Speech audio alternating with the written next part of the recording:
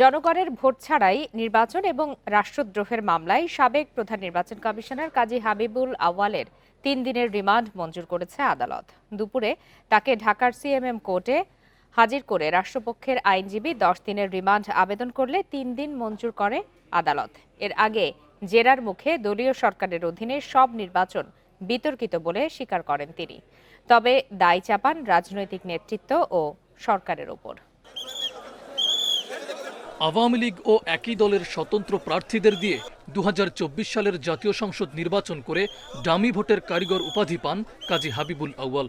সাবেক এই সিইসিকে বুধবার রাজধানীর মগবাজার থেকে গ্রেপ্তার করে পুলিশ। বৃহস্পতিবার দুপুরে কড়া নিরাপত্তায় তাকে হাজির করা হয় পুরান ঢাকার সিএমএম আদালত প্রাঙ্গণে। প্রায় ১০ মিনিট আদালতে জেরার সম্মুখীন হন কাজী হাবিবুল আউয়াল। এ সময় দ্বাদশ সংসদ নির্বাচন বিতর্কিত স্বীকার করে সমস্ত দোষ চাপালেন হাসিনা সরকারের উপরে। সে স্বীকার করেছে যে ওই নির্বাচনটা দামি নির্বাচন ছিল। হাবিবুল আউয়ালকে অসুস্থ দাবি করে জামিনের আবেদন করেন তার আইনজীবী। তবে তার বিরুদ্ধে সাংবিধানিক পদ লঙ্ঘন করে নির্বাচনের নামে প্রহসন, রাষ্ট্রদ্রোহ ও অর্থ আত্মসাতের অভিযোগ তোলেন রাষ্ট্রপক্ষের আইনজীবীরা। এ বিষয়ে জিজ্ঞাসাবাদের জন্য রিমান্ডের আবেদন জানান। অন্য কারোর উপরে দায় দেওয়ার তার কোনো রকমের সুযোগ নাই। সমস্ত নির্বাচন বিষয়টাকে এই প্রশাসনের নির্বাচনের দায় দায়িত্ব তাকে নিতে হবে। সংবিধান লঙ্ঘন করে রাষ্ট্রদ্রোহী কাজ করেছে।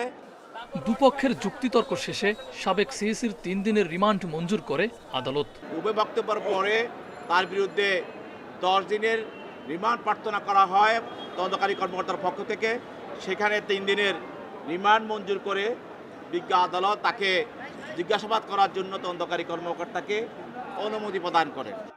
গেল রোববার বিএনপি নেতার দায়ের করা মামলায় আরেক সাবেক সিইসি KM নুরুল হুদাকেও রিমান্ডে নেওয়া হয়েছে। মাহফুজার রহমান মিলন, ইন্ডিপেন্ডেন্ট নিউজ, ঢাকা। গণ অভ্যুত্থান দিবস সামনে রেখে ৩৬ দিনের কর্মসূচি ঘোষণা করেছে বিএনপি। ৩০ জুন দিবাগত রাত ১২টা ১ মিনিটে কেন্দ্রীয় শহীদ মিনারে মোমবাতি প্রজ্বালনের মধ্য দিয়ে শুরু হবে এই কর্মসূচি।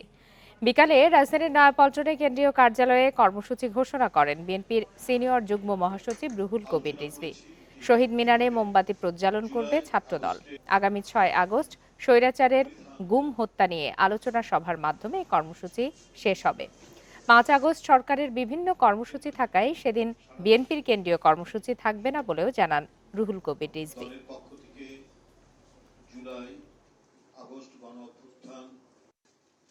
সব রাজনৈতিক দলের অংশগ্রহণে গণ অভ্যুত্থান ২০২৪ জাতীয় ঐক্য ও গণতান্ত্রিক অভিযাত্রা শীর্ষক আলোচনা সভা ও শহীদ পরিবারের সম্মানে অনুষ্ঠানটি অনুষ্ঠিত হবে।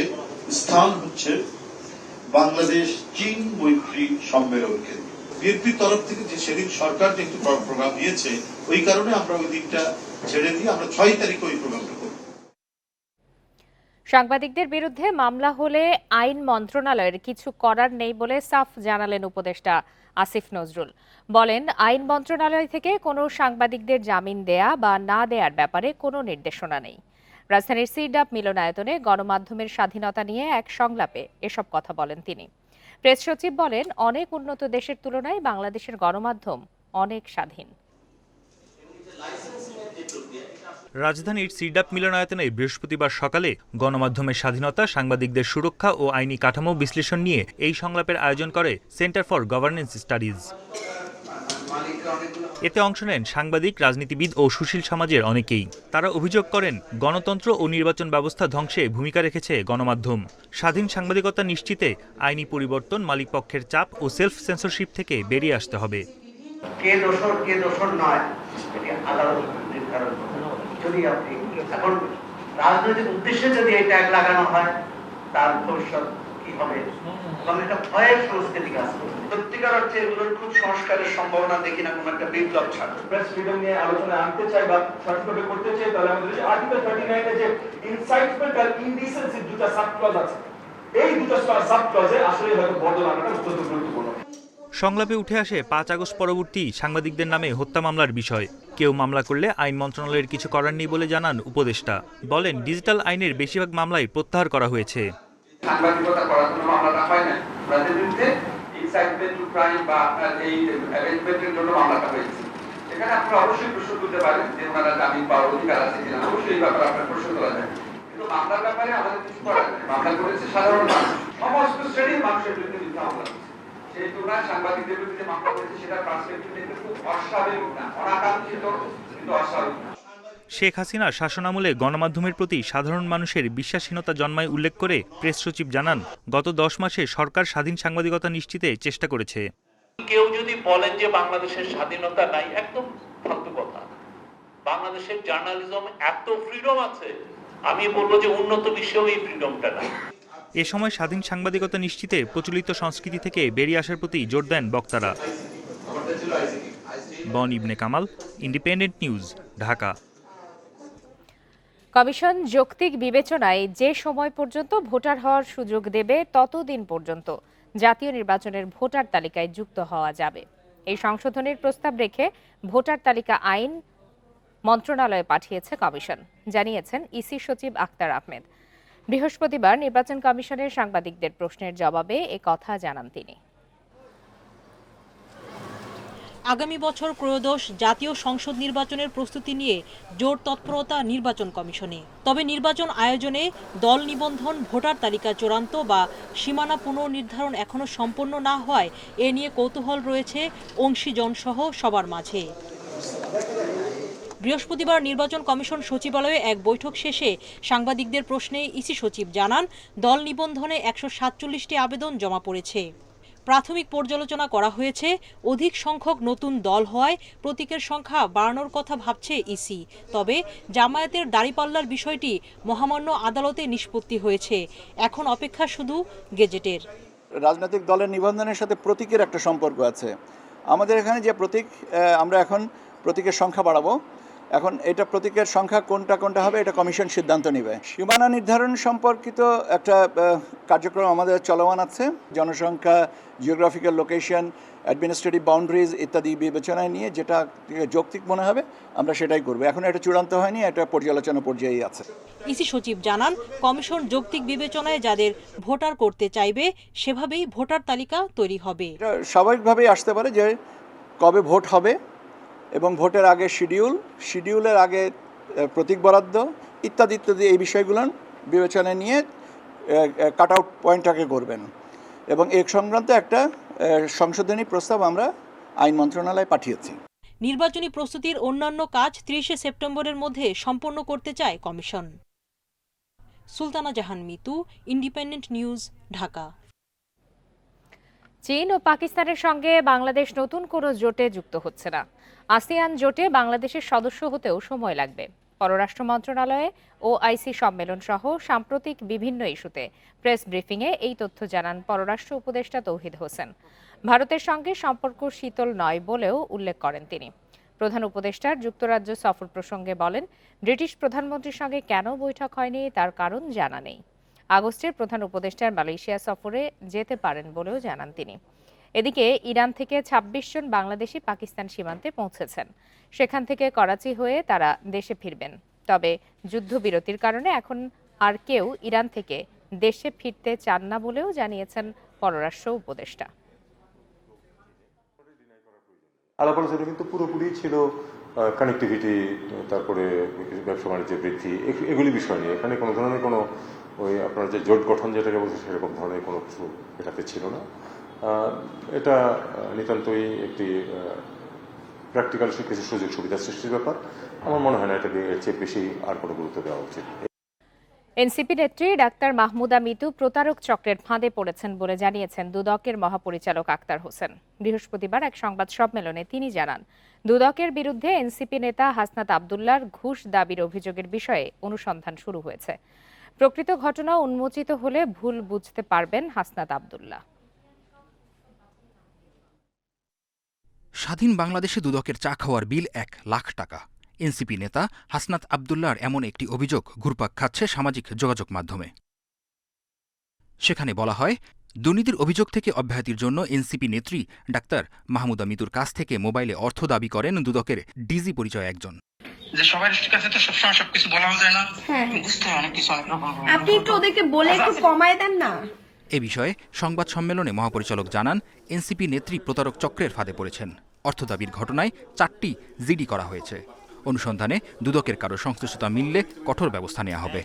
আমার মনে হয় তিনি যখন প্রকৃত ঘটনা জানতে পারবেন কি ঘটেছে, তারপরে তিনি নিশ্চয়ই বুঝতে পারবেন যে তিনি ভুল করেছেন। এই প্রক্রিয়ার সাথে যদি দুদকের কোনো পর্যায়ে কোনো কর্মকর্তার কোনো ধরনের সংশ্লিষ্টতা পাওয়া যায়, তাদেরকেও আইন আমলে আনা হবে। এদিকে 29তম বিসিএসে ফল প্রকাশের 13 মাস পর নন ক্যাডারে সুপারিশপ্রাপ্ত 21 জনকে প্রভাব খাটিয়ে ক্যাডার হিসাবে বিভিন্ন দপ্তরে পদায়ন করা হয়। এমন অভিযোগ অনুসন্ধানে সিদ্ধান্ত নিয়েছে সংস্থাটি। নন ক্যাডারে যারা সুপারিশপ্রাপ্ত হয়েছেন তাদের মধ্য থেকে দুর্নীতি এবং ক্ষমতার অপব্যবহারের মাধ্যমে 21 জনকে ক্যাডার পদে নিয়োগ প্রদান করা হয়েছে। নিয়ম বহির্ভূতভাবে যখন হয়েছে তখন আপনাকে আমরা এই বিষয়ে অনুসন্ধানের সিদ্ধান্ত গ্রহণ করা হয়েছে। সুতরাং অনুসন্ধানে সব বিষয়গুলো উঠে আসবে। এছাড়া ব্যাংক ঋণের প্রায় 50 কোটি টাকা আত্মসাতের অভিযোগে এনআরবি গ্লোবাল ব্যাংকের সাবেক এমডি পিকে হালদার সহ 25 জনের বিরুদ্ধে পৃথক 2টি মামলা করেছে দুদক। অনুসন্ধানটা শেষ করে। মেহেদী হাসান, ইন্ডিপেন্ডেন্ট নিউজ, ঢাকা। 42 দিন পর কর্মস্থলে যোগ দিলেন ঢাকা দক্ষিণ সিটি কর্পোরেশনের প্রশাসক মোহাম্মদ শাহজাহান মিয়া। বৃহস্পতিবার বেলা 1:30টার দিকে তিনি নগর ভবনে প্রবেশ করেন। বিএনপি নেতা ইশরাক হোসেনের সমর্থকদের আন্দোলনের মুখে 15 মে থেকে অচল অবস্থা চলছে ঢাকা দক্ষিণ সিটি কর্পোরেশনে। আজও সকাল থেকে ইশরাক সমর্থকরা নগর ভবনের সামনে অবস্থান নিলেও দুপুরের দিকে তারা চলে যান। কার্যালয়ে ঢুকে প্রশাসক জানান, 1.5 মাস ধরে নগরবাসী যেই দুর্ভোগে ছিল তা দ্রুত সময়ের মধ্যে সমাধান করা হবে। ডেঙ্গু ও জলাবদ্ধতা নিরসনে নানা পদক্ষেপ নেওয়ার কথা জানান শাহজাহান মিয়া। গত সময়ের মতো আর কোনো প্রতিকূলতা আসবে না বলে সার্বিক কাজে জনগণের সহযোগিতা প্রত্যাশা করেন ঢাকা দক্ষিণের প্রশাসক। সবচেয়ে বড় প্রায়োরিটি যে এই মুহূর্তে আমাদের বাজেট প্রণয়ন, সেটির জন্য আমরা সবাই দিনরাত পরিশ্রম করে কাজ করতেছি। তারপরে বড় আরেকটি প্রায়োরিটি হচ্ছে যে আপনার ডেঙ্গু মশার নিয়ন্ত্রণ, এটার জন্য আমরা দিনরাত পরিশ্রম করে কাজ করে যাচ্ছি। আর হচ্ছে বিশেষ করে পরিষ্কার পরিচ্ছন্নতা, জলাবদ্ধতা নিঃসরণ, এই কাজগুলো নিয়ে আসলে আমরা সামনে এগিয়ে যেতে চাই। এইচএসসি ও সমমানের পরীক্ষার প্রথম দিনে অনুপস্থিত ছিলেন 19,759 জন, আর বহিষ্কার হয়েছেন 43 জন।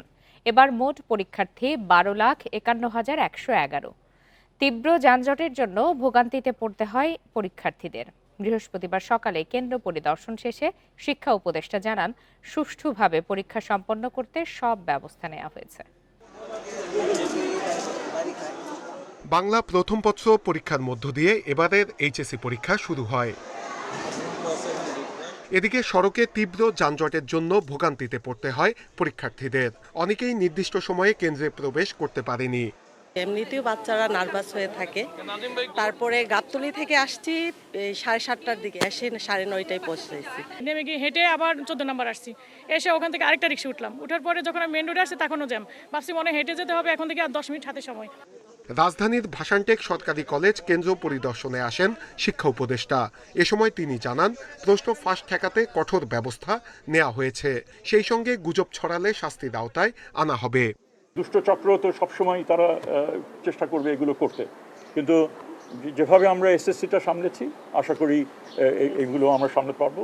এবং যতটুকু করণীয় অনেক আগের থেকেই প্রশ্নপত্রগুলো নির্দিষ্ট জায়গায় সেগুলো নিয়ে যাওয়া, সেগুলো একটা হেফাজতে রাখা এবং পরীক্ষার কিছুক্ষণ আগে সে সেন্টারগুলিতে নিয়ে আসা, সব কিছু মিলিয়ে খুবই একেবারে ডিটেইল প্ল্যানিংয়ের মাধ্যমে সেগুলো করা হয়েছে।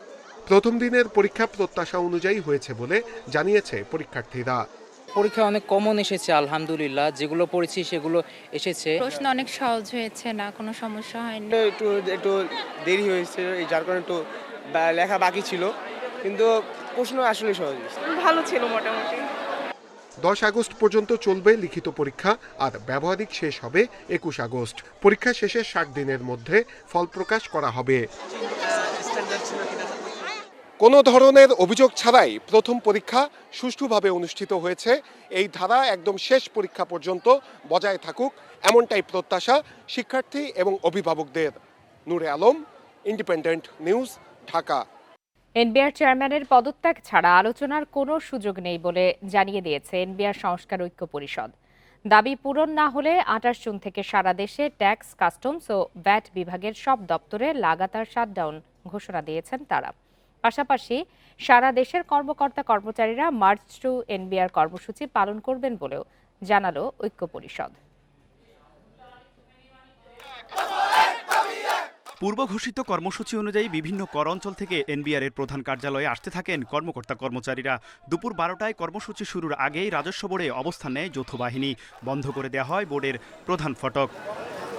ভেতরে প্রবেশ করতে না পেরে উত্তেজনা ছড়িয়ে পড়ে কর্মকর্তা কর্মচারীদের মধ্যে। এনবিআর সংস্কার ঐক্য পরিষদের ডাকে বিকেল 5:30টা পর্যন্ত চলে অবস্থান কর্মসূচি। এর আগে বিকেল 4টায় হয় সংবাদ সম্মেলন। জানানো হয় 27 জুনের মধ্যে চেয়ারম্যান পদত্যাগ না করলে 28 জুন থেকে সারা দেশে কমপ্লিট শাটডাউন কর্মসূচি পালন করবেন তারা। মাননীয় প্রধান উপদেষ্টার সানুগ্রহ হস্তক্ষেপ ছাড়া এই অচল অবস্থা নিরসন হবে না। তাই এই অচল অবস্থা নিরসনে মাননীয় প্রধান উপদেষ্টার সানুগ্রহ হস্তক্ষেপ কামনা করছি। আমরা আবার বলতে চাই, আমরা আলোচনায় যেতে চাই। এনবিআর সংস্কার ঐক্য পরিষদকে আলোচনায় ডাকা হয়নি। তাদের কোনো প্রতিনিধিকে উক্ত আলোচনায় অংশগ্রহণ করার কোনো সুযোগ রাখা হয়নি। সেহেতু এই আলোচনায় এনবিআর সংস্কার ঐক্য পরিষদের অংশগ্রহণের বিষয়টি বরং অবান্তর। সংকট সমাধানে প্রধান উপদেষ্টার হস্তক্ষেপ চায় এনবিআর সংস্কার ঐক্য পরিষদ। একই ঘটনার একই নোংরা নাটক পুনরায় মঞ্চস্থ হবে, ওনাকে যেতে হবে প্রথমে, তারপর আমরা আলোচনা করব। এবং বলেছি মাননীয় অর্থ উপদেষ্টা মহোদয়ের সাথে আমাদের কোনো বিরোধ নাই। উনি যদি আলোচনার জন্য আমাদেরকে প্রপারলি ডাকেন, আমরা একটা এনবিআর সংস্কার ঐক্য পরিষদ আলোচনা করে সিদ্ধান্ত নেবে। বিকেল 5:30টায় কর্মসূচি শেষ হলে মোতায়েন করা হয় অতিরিক্ত সেনাবাহিনী। বিশেষ নিরাপত্তায় বের করা হয় ঊর্ধ্বতন কর্মকর্তাদের। তবে আন্দোলনকারীরা ভেতরে অবস্থান করলে তাদের বুঝিয়ে বের করেন সেনাবাহিনীর সদস্যরা। তৌহিদ রানা, ইন্ডিপেন্ডেন্ট নিউজ, ঢাকা। এদিকে সচিবালয়ে অর্থ উপদেষ্টার সঙ্গে এনবিআর এর শীর্ষ কর্মকর্তাদের বৈঠক চলছে। তবে এই বৈঠকে এনবিআর সংস্কার ঐক্য পরিষদের কেউ অংশ নিচ্ছেন না। এ বিষয়ে আরো বিস্তারিত জানাতে এই মুহূর্তে সচিবালয় থেকে যোগ দিয়েছেন সহকর্মী হাসিফ মাহমুদ শাহ। হাসিফ মাহমুদ শাহ, সচিবালয় অর্থ উপদেষ্টার সঙ্গে এনবিআর এর শীর্ষ কর্মকর্তাদের বৈঠক চলমান রয়েছে, সেখান থেকে সর্বশেষ কি তথ্য জানতে পারছেন? আর এখানে তো যারা আন্দোলনরত আছেন তারা কেউই অংশগ্রহণ করেননি। দেখেন, বিকেল 5টার সময় এই বৈঠকটি শুরু হওয়ার কথা ছিল, কিন্তু বৈঠকটি শুরু হতে হতে আমরা 6:30 নাগাদ এই বৈঠকটি আসলে 6:30 কম বেশি সময় এই বৈঠকটি শুরু হয়। বিকেল বেলা যে এনবিআর এর যে কর্মকর্তারা ছিলেন, যে পরিচালক এবং কমিশনার, তাদেরকে সেনাবাহিনীর নিরাপত্তায় তারা বের হয়ে আসেন এবং ওখান থেকে তাদের 12 জনের একটি দল এই সচিবালয়ে আসছেন এবং সেখানে এর আগেই এনবিআর এর চেয়ারম্যান সচিবালয়ে অফিস করেন। উনি এনবিআর এ আসলে অনেক দিন ধরে যাচ্ছেন, আমরা যেটা শুনেছি। তার নেতৃত্বে আসলে এই 13 জনের একটি টিম অর্থ উপদেষ্টার সাথে ইতিমধ্যে বৈঠকে বসেছে। বৈঠক প্রায় 1 ঘন্টার বেশি সময় ধরে চলছে। গণমাধ্যম কর্মীরা অপেক্ষা করছে যে আসলে এখান থেকে কি সিদ্ধান্ত হয়।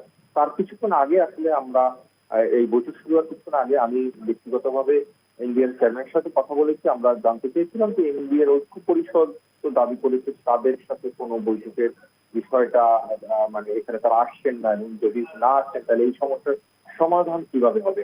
উনি আমাকে যেটি জানিয়েছেন, উনি বলেছেন যে দেখেন, যারা আসছেন তারা এনবিআর এর কর্মকর্তা, তাদের সাথে কিন্তু যারা আন্দোলন করছে তাদের একটি যোগাযোগ আছে। আমরা যে উনি দাবি করছেন যে তারা যদি এই কর্মকর্তাদের, এই কমিশনার এবং পরিচালক যারা রয়েছেন মেম্বার, তাদের সাথে একটা ভালো আলোচনা হয় এবং সেখান থেকে যে সিদ্ধান্ত আছে তারা ঐক্য পরিষদের অন্যান্য কর্মচারী যারা আছেন তাদেরকে বোঝাতে হয়তো সক্ষম হবে এবং এই সমস্যা নিরসন হবে বলে এনবিআর এর চেয়ারম্যান আমাদের সাথে যে কথা বলেছেন উনি এটি জানিয়েছেন। ইতিমধ্যে অর্থ উপদেষ্টার নেতৃত্বে এই বৈঠকটি চলছে। এখানে কিন্তু অর্থ সচিবও রয়েছেন এবং আমরা আপনার থেকে কিছুক্ষণের মধ্যে এই বৈঠকটি শেষ হলে আসলে কি আলোচনা হলো, কি সিদ্ধান্ত আসলো, এই সিদ্ধান্ত আসলে তারা আসলে গিয়ে ঐক্য পরিষদের যে কর্মকর্তার বা কর্মচারী রয়েছেন তাদের সাথে আলোচনা করে কিভাবে সমাধান করবে সেই বিষয়টা আসলে শুরু হবে বলে আমরা আশা করছি। এই ছিল আমার কাছে। জি হাসিফ মাহমুদ শাহ, বৈঠক শেষ হলে আপনার মাধ্যমে আমরা নিশ্চয়ই সর্বশেষ তথ্য জানতে পারবো। ধন্যবাদ আপনাকে। আর এই ছিল আজকের সংবাদ সন্ধ্যায়। ইন্ডিপেন্ডেন্ট টেলিভিশনের সব খবরের আরো বিস্তারিত জানতে চোখ রাখুন ফেসবুক, ইউটিউব আর এক্সে। আমন্ত্রণ আমাদের পরের আয়োজন।